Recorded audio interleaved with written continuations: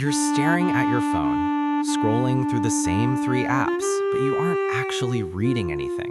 Your thumb is just moving on autopilot. You're sitting in a room right now. Maybe there's music playing. Maybe people are talking nearby.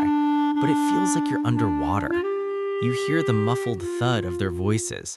You see them moving, but the connection is dropped. It's that heavy, hollow realization that you could stand up and walk out the door right now, and the air in the room wouldn't even ripple. You're there, but you're a ghost. This didn't start with a scream or a big, tragic event. It was 1,000 tiny silences. It was the time you tried to share something real and got a blank stare in return. It was the door that stayed shut, the hand that let go a second too early, the joke made at your expense that you had to laugh along with. Slowly, you learned that being out there was exhausting, so you retreated. You built a world inside your own head, a quiet, soft place where nobody could misunderstand you because nobody was invited.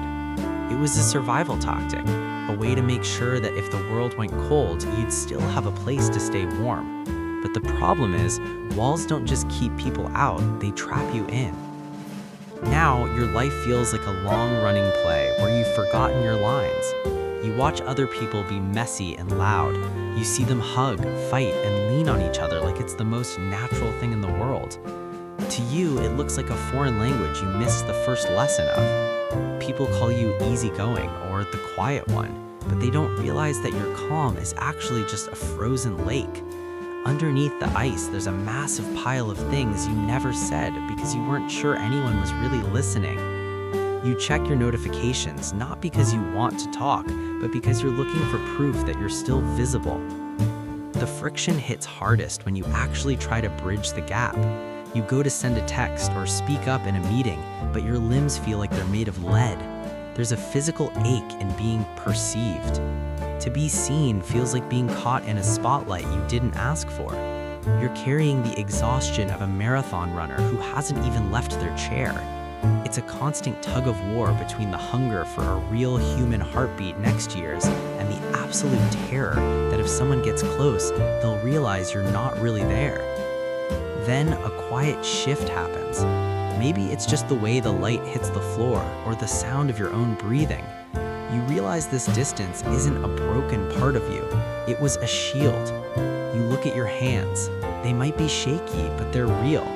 This feeling of being disconnected isn't a prison cell. It was a heavy coat you put on because the world felt too sharp and too cold for too long, and you're allowed to unbutton it. Just one button. You don't have to join the noise of the world all at once. You can just start by acknowledging that you're here, right now, in this body. The silence starts to feel different. It's not a void anymore, it's just space. You're disconnected, yeah, but the moon is 200,000 miles away, and it still manages to move the entire ocean. There's a quiet power in accepting your own rhythm. You aren't broken. You're just a long, slow exhale in a world that's constantly screaming. You belong to the stillness. And in that stillness, for the first time in a long time, you are finally hauntingly present.